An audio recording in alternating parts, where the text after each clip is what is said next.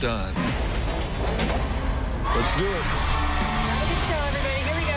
This is a safe place to talk about hard things. Stand by. We'll count you down. I try to be an emotional compass and point you in the right direction. 5, 4. I am not giving up on you.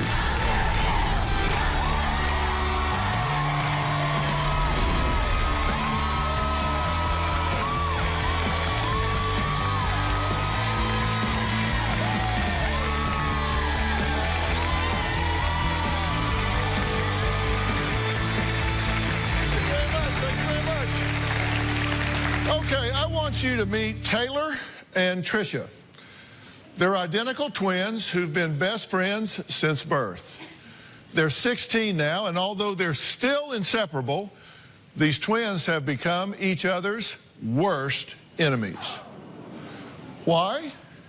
Well, in a short time, these beautiful, healthy sisters have lost nearly 50 pounds each due to identical eating disorders. They admit they know they're dying, but say they won't stop because neither wants to be labeled the fat twin. Now, their parents, Vicki and Robert, say Taylor and Tricia need to be identical in every way, including binging and purging the same amount of food and calories. They say if their daughters don't get help soon, they'll be dead by the end of the year. Take a look.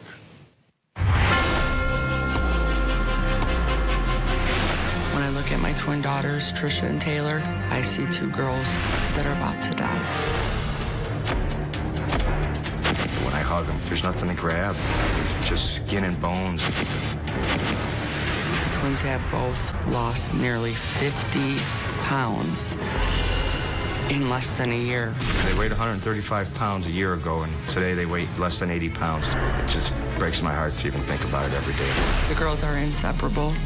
They do everything together. They go to stores. They plan out what they're gonna eat. And they have to eat the same exact amount, whether it's a cracker, a cookie, a little Teddy Graham.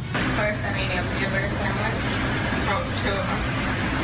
And I go to make Chipotle. Everything is exact. Then when they binge and purge, they do it at the exact same time. The girls are done eating now, and they're going into the bathroom to throw up their food. Every day of my life, I worry if something's gonna happen. In March, Tricia was taken to the hospital because she had passed out. In June, Taylor's potassium level was so low that she almost had cardiac arrest. I've tried to stop them. I've tried tough love. I try and I try and I try. I feel like I'm a failure because I can't fix my beautiful little girls. If I lose one of my girls, I will lose both of my girls. One can't live without the other. If Dr. Phil can't help my daughters, they're gonna end up dying. Well, you would think having 2 daughters literally starving to death would unite these divorced parents. But instead, Robert insists it's all Vicki's fault. These are my collarbones.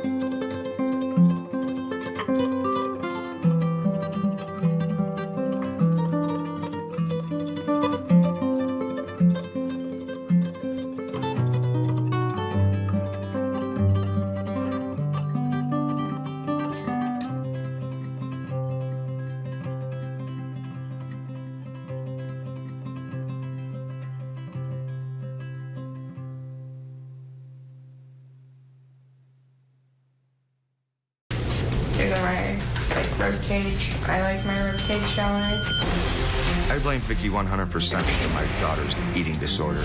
The girls have been with Vicky for the past 2.5 years, and now they're disgusted with themselves. All they want to do is binge and throw up. Robert criticizes me any chance he gets. What are you doing in your house that's causing them to do this? Why aren't you doing something more? Vicky just lets them hide out in their bedroom and do the things that they've been doing behind her back. If the girls live with me, I would not allow them to be hiding in the bathroom. I would be knocking every 2 minutes to see if everything's okay. If not, I would take all the doors off of all the hinges. He accused me of actually not feeding my children. He thinks they're binging because they don't know when they're going to eat next, which is completely false. He doesn't acknowledge that this is a true illness. He thinks it's solely for attention. Vicky is being distracted because of the boyfriend. Robert's go-to line is, I broke up the family.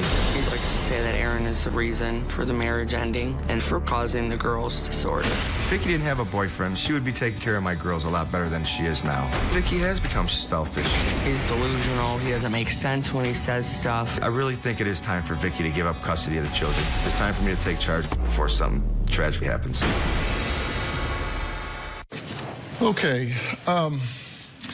Guys, I'm glad to meet you both. I'm sorry for the circumstance. I wish we were talking about something else. Do you believe that we're talking a life or death situation here? I believe so, yes. Do you believe we're talking a life or death situation here? Yes, I do. Did one of the girls faint recently and go to the hospital? Yes. And did they do a potassium read? Yes. And did they say the potassium was so low that she was at risk for immediate heart failure? Yes. You said in one of your video pieces to me that you believe this was the last stop on the subway. They were at death's door. Oh, yeah. Let's look at what you said in that video piece. I try and I try and I try. I feel like I'm a failure because I can't fix my beautiful little girls. If Dr. Phil can't help my daughters, I know they're not going to be here long. They're going to end up dying. And you said, and I quote, Dr. Phil is my daughter's last chance. It's either him or I'm burying them. That is correct, Dr. Phil. I'm making a point of this because you don't behave as though you understand the gravity of that. I have buried these girls before. I know. This bickering between the two of you, you're going to feel really stupid when not too soon from now, you're standing looking at tombstones. I have buried these girls. Look right there.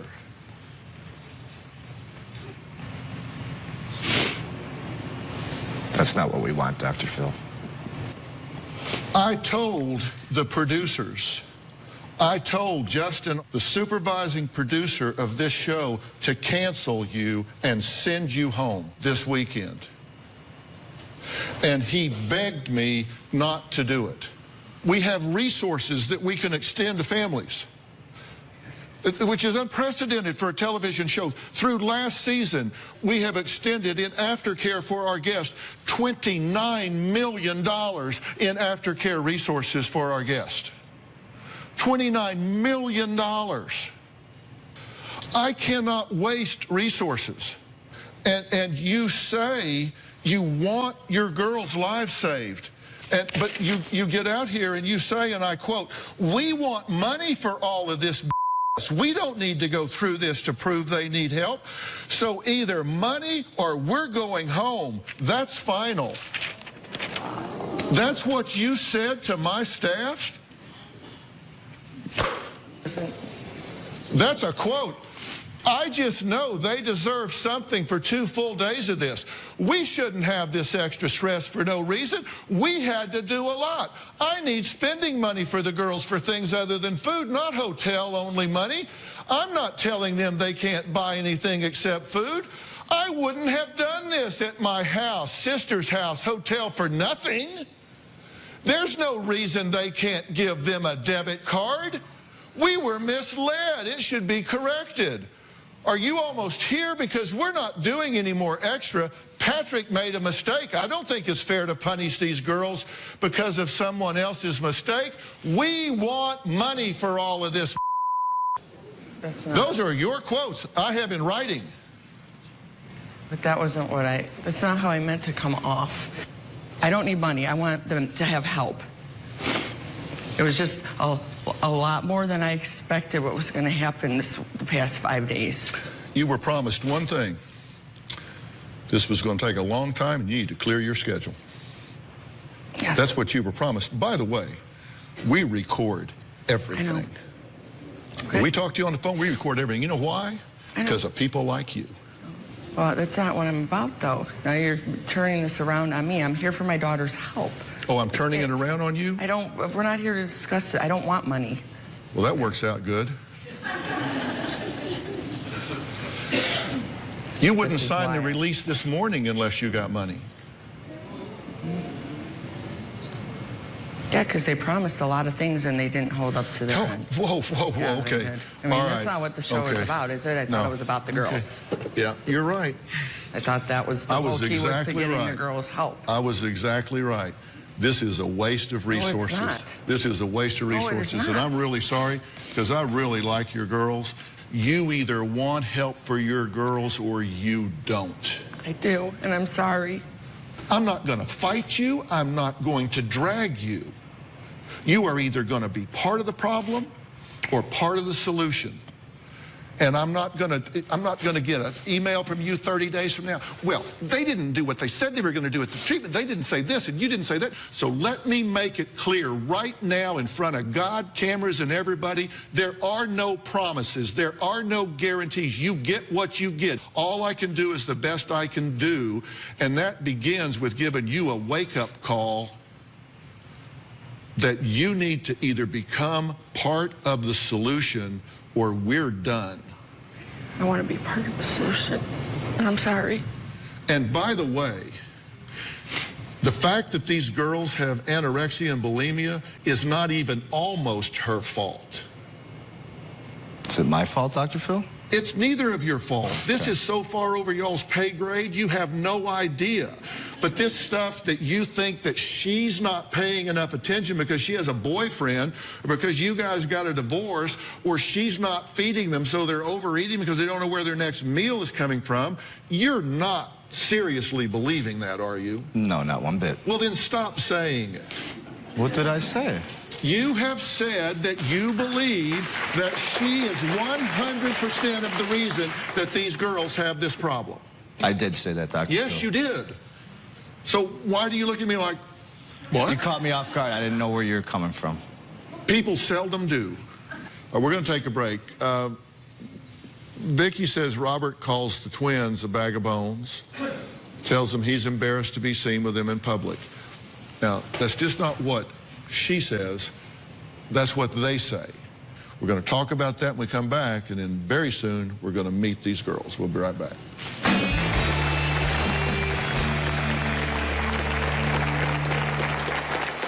I don't have any respect for Robert. I'm more of a father to the twins. So you think he's going to be able to be a good role model to my twin girls? And later, We were once a happy family. Now we're here. Do what you're doing, what I saw on TV. I didn't realize that you ate that much and went straight to the bathroom and threw it up. You're not a part of my life. Tomorrow on an all-new Dr. Phil. Once a devoted fan. he had over 1,000 photos of Brooke. Now a convicted stalker. She lied under oath. Brooke Shields made me out to look like a predator. You parked outside Brooke's home and wrote her name on your car's window. You won't believe his shocking accusation. Do I think Brooke is the cause of my sister's death? Yes, I do. That is not rational. I'm not delusional. That's tomorrow.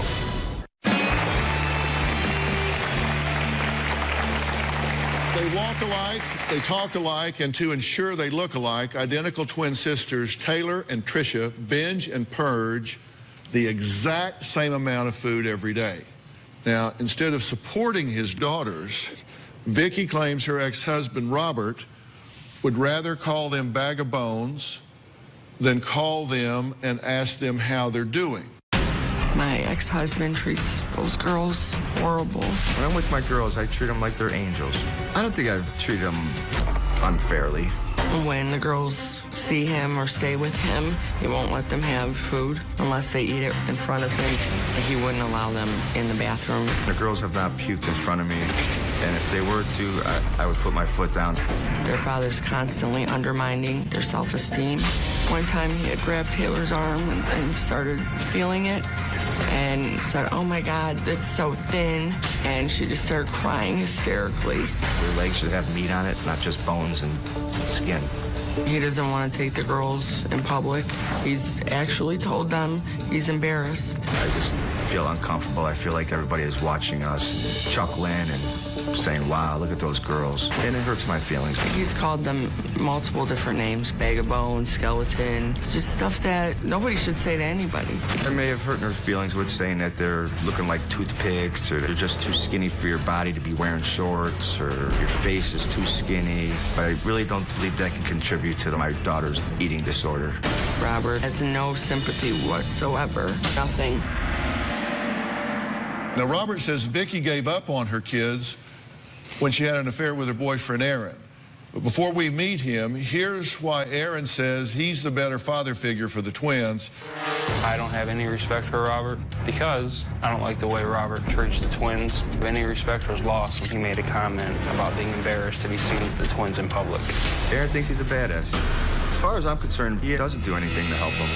I'm more of a father to them than Robert. I'm the one that's there with them every day. I don't think Aaron is being a father to my daughters. I just think he comes and goes when he pleases. I don't necessarily want to call Robert a piece of but the twins, no, I've never once judged them or made a hurtful comment.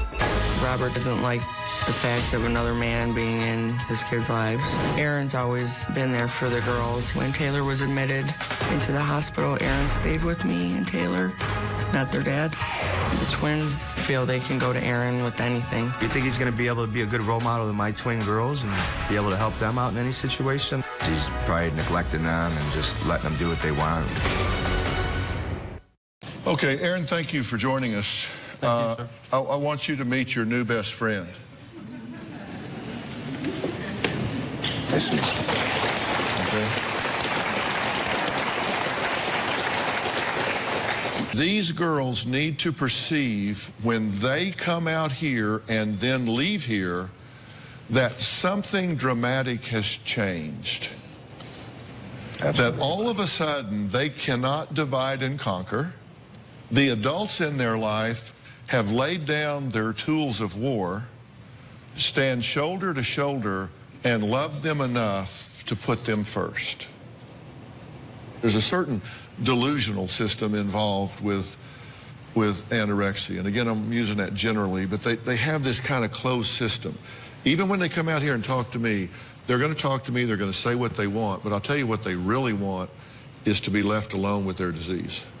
They want to go behind closed doors. They want to be alone with their disease. They want to go in there and they want to count out the crackers. They each get 6. They want to count out this, that, and each get that. They want to close that door, and they want to be alone with their disease. And anything you do to make that easier for them to do is speeding them towards a bad, bad result. Doesn't mean you have to be critical of them. You owe them an apology. Absolutely. We're going to meet Tricia. She admits that she wants to be as tiny as her sister to the point of giving her extra bites of her cheeseburger to make sure Taylor consumes more calories. Because you see, what these girls say is they want to be identical, but secretly they're very competitive, and each one wants to be a bit tinier than the other, and that is a deadly dynamic. We're going to meet these girls after the break.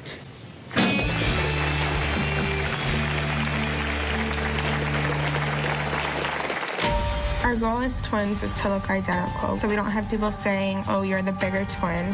I get jealous when Taylor tells me that she lost a few pounds. I do things to make sure that Taylor would gain more weight than me. Sometimes I do lie to Taylor about how many crackers I eat because she is a smaller twin. And later, when you're actually binging, Do you experience a high? Yes. Yes. You just want to keep eating. It's not normal to do what I do.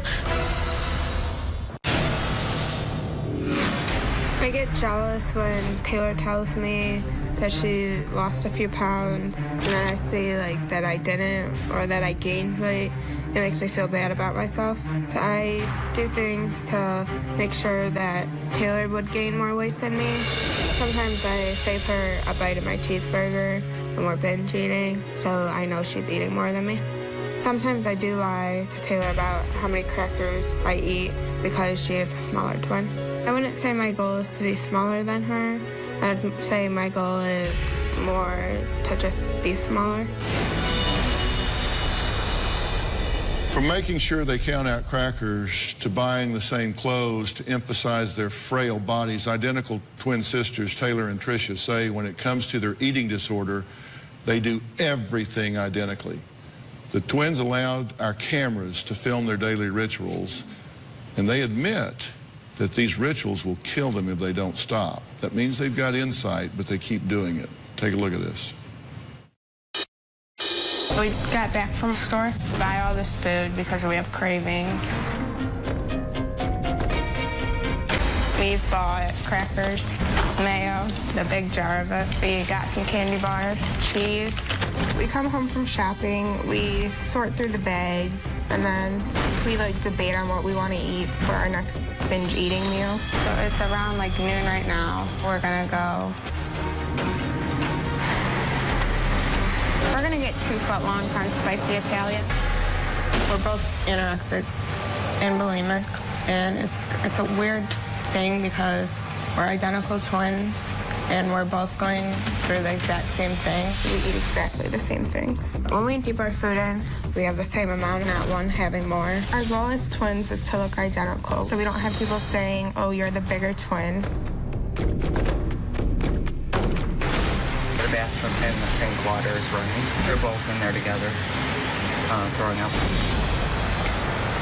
Sometimes we feel like we are alone because people aren't mean about it. They feel that is if we do this for attention. What do you say back to that? It's like, I don't do it for attention. I do it because my mind's messed up. It's just so hard, like, to overcome on my own. We know this is very dangerous. I know that I could practically die in the next month. We still can't stop. Okay, well, the girls are here. Taylor and Tricia, why don't you come on out?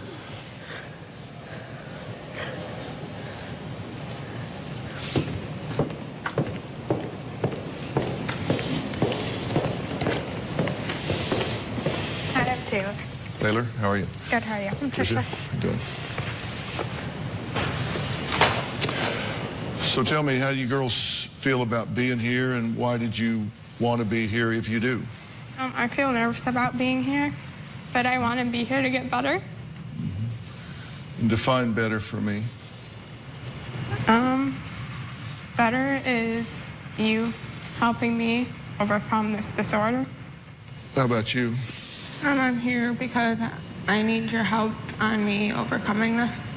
What's wrong with what you're doing in y'all's mind? I want to be able to eat normal and not have to go to the bathroom. What do you think drives you to do what you do now? I think it's an addiction. I think it's because I'm not happy with myself. In what way? What do you not like about you? About me, I don't like my appearance. You don't have to hide in closets or in bedrooms and do this. We were once a happy family. Now we're here. There's no reason for you to have to do what you're doing, what I saw on TV. I didn't realize that you ate that much and went straight to the bathroom and threw it up. Because you're not a part of my life. I know, because I'm on the outside looking in, girls. Yeah, but your you mother don't have to be. I've never told you you couldn't be I involved. can't come into your house with Yes, the you force. can. Yes, you can. Tell me why you think you started doing this and why you do it. I think I started doing this because I was very depressed. I didn't see my dad a lot. I felt like he never cared. And me and my mom have a good relationship, but why can't I have a good relationship with my dad? I've never betrayed you. That's okay. Let it. I'm not saying you did, I'm just right saying. now, it's just a good time to listen. Why do you think you started doing this? Well, I seen my sister losing weight, and I got jealous, and I wanted to be the same size as her. I see the pictures in the background. And what do you think about that? I didn't know it was that thin.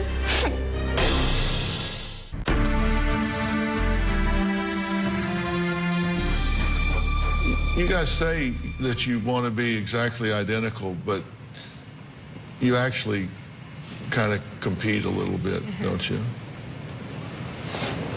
You don't want to be the fat one. Yeah. Do you consciously try to outdo the other one? Yeah. Do you think that you, right now, would you describe yourself as too heavy, too thin, about right? Too thin. Too thin? But yet, you don't want to gain any weight? Correct. Okay. How about you? Do you describe yourself as too thin, about right, or too heavy? About right. About right? And when you look at your sister, what do you see? Do you see her as looking too thin? Yes. Do you see her as looking unhealthily thin? Yes. But when you look in the mirror, do you see yourself as looking unhealthily thin? No. And when you look at your sister, what do you see? Someone really thin. Too thin? So you recognize that you think she would look better if she gained weight?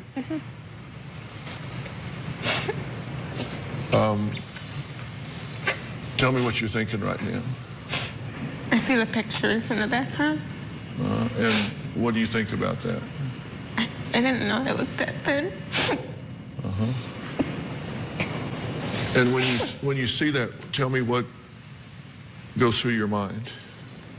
Said it's not normal to do what I do. When you're doing it, when you're actually binging, the two of you are binging, do you experience a high? Yes. Yes. Describe that to me. It's kind of like you lose control. Like, you just want to keep eating and eating. What do you experience when you, what's the high like for you when you're binging? It's like whatever you can find, you eat it. But what's the emotion you feel? What's the high like? Is it excitement, exhilaration, relief, relaxation? I feel relief. Relief from? Like, from life. Usually when we want relief, it means that there's pain involved. So describe the pain that gives you relief from. Can I answer that? I don't constantly think I'm fat at the moment because my mind is on food and not my appearance.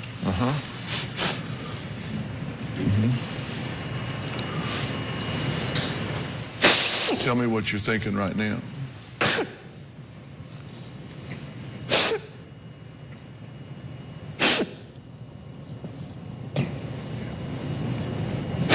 I'm sad. Why? That was a picture when I knew how to eat normal and didn't constantly hate myself. Do you miss her? I do. Do you miss her life?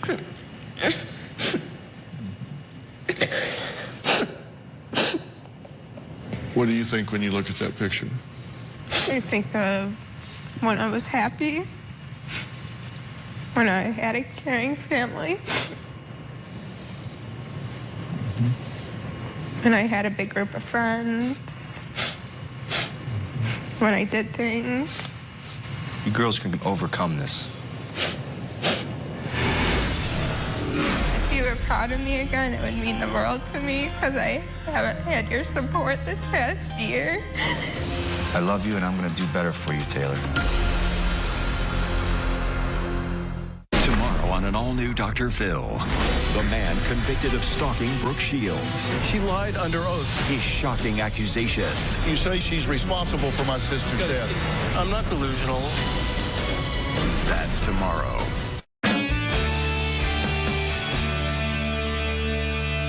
I want you to stand up for me.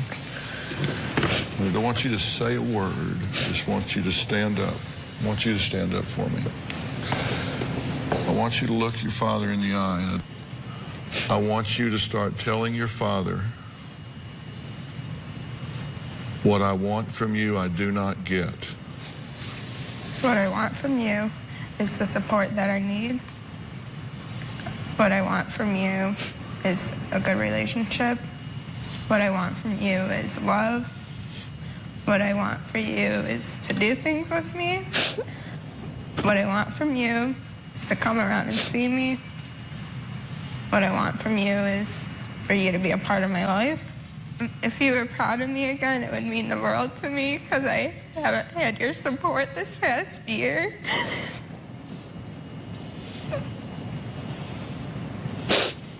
What I want from you is for you to act like my dad. I want you to tell her, I am so sorry that. I am so sorry that I put you through this.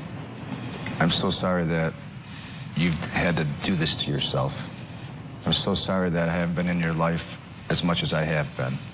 I'm so sorry that I have to work so much that I'm not able to see you as much as I possibly can. I'm so sorry that I had to move away when we divorced and I can't see you like I would daily, like I always did. I'm sorry that you have to move to a different city. I'm sorry that I had to live with my mother. I'd rather have you. I'm sorry that you don't live with me. I'm sorry that we weren't a happy family and this all had to come about the way that it is. I'm sorry for all the hurtful things and words that I've said to you. I'm sorry for not being in your life and being that role model. I'm sorry that this all had to come about. I'm sorry that I haven't been the best father towards you and your sister. I'm sorry that it took all this traveling to try and look at you face to face and face reality. I'm sorry for everything. I'm sorry that you've been put into this situation. I'm sorry for your disorders. I'm sorry for belittling you. I am sorry for not checking up on you daily. And tell her why you love her. I love you because you're the most. You girls are so pretty. I hate to see the way that you hurt yourselves. Tell her why you love her. I love you because you're one of me. I love you because of who you are. I love you from the bottom of my heart. I love you, and I'm going to do better for you, Taylor. You going to give up on her? Absolutely not. I will never give up on my daughters. My daughters are so beautiful to me.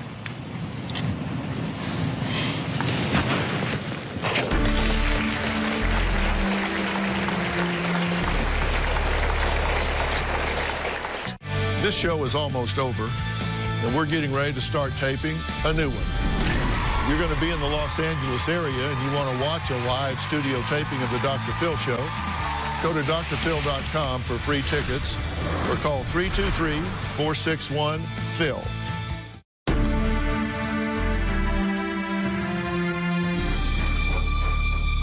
Come here. Let's look your father in the eye. I want you to tell him what you need him to do from this day forward? What you need from him that you're not getting? I want you to show that you love me. I want you to show that you care about me. I want you to show that you want me to be a part of your life. I want you to show that you want me and Taylor to get better. I want you to show that you aren't afraid to go in public with me and Taylor. I want you to show that I mean something to you. I want you to show that you didn't mean the things you said. I want you to treat me like you used to. I want you to love me even if I have my flaws. I want you to make time for me. I want you to love me. Do you miss your dad? I do miss my dad. Tell him. I miss you, Dad.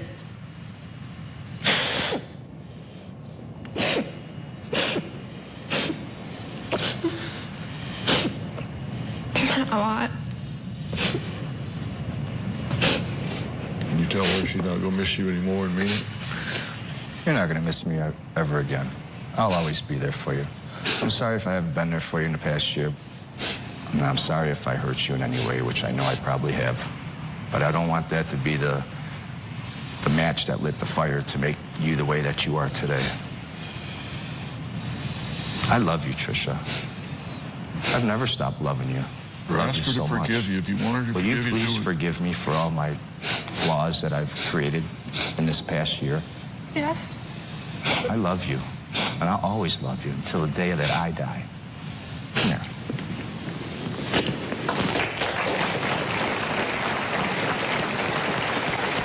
So what needs to be done here? I'm going to tell them right after the break.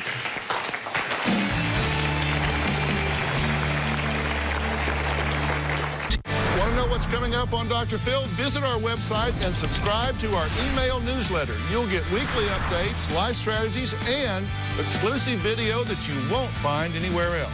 Plus, on drphil.com, you can see sneak previews of upcoming shows. Log on today. I had a lot of conversation with these three, particularly these two, and Aaron as well, before you came out here. And they've made a lot of mistakes. And we do the best we can with what we know how to do at the time. We make mistakes, and kids make mistakes too.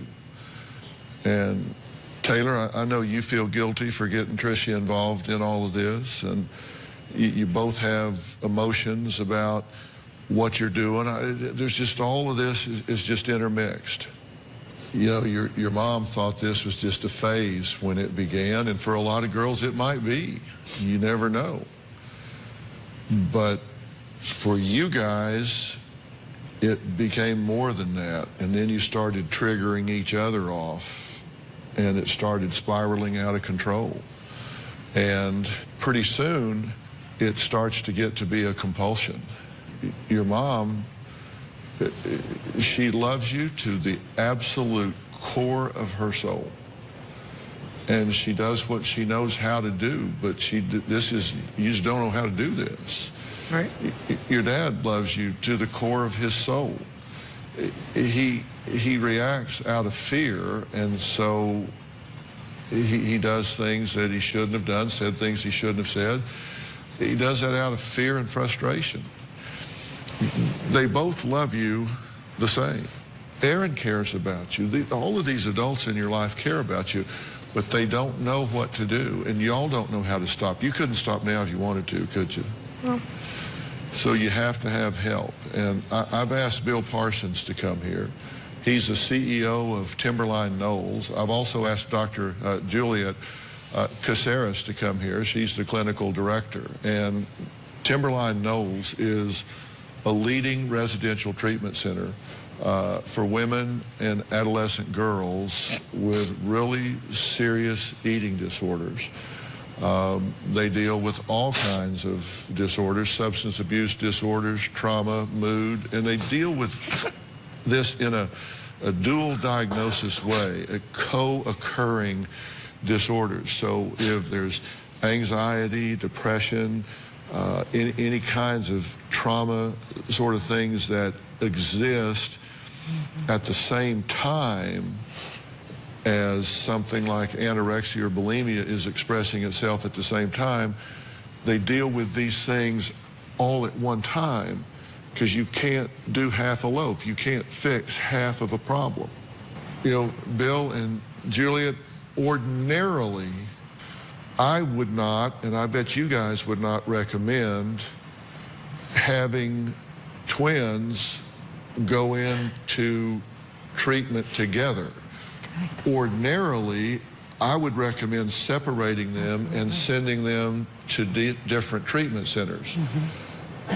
My thought here is that because they do trigger each other so much, that we ought to at least take a stab at trying to get them better together and see if they can trigger each other to health. And if that doesn't work, then we can think about doing it separately. What do y'all think about that? Absolutely. Absolutely. Do you think that's worth a shot? Absolutely. Yeah. I want to make that offer to you guys. Are you willing to do this and lean into it? Yes. How about you? Yes.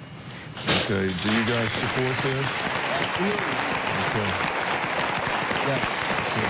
All right. All right. Then that's what we're going to do. Guys, I'm going to leave them in your very capable hands. And as you know, once we do this, I turn them over to you and I step back and mind my own damn business, and I'll hear from you when you're finished in your very capable hands. All right, thank you very much. I think these girls are going to be absolute rock stars. And when you're done, I expect you to come back and tell us how things are going, and I expect you to pay it forward in years to come. Fair enough?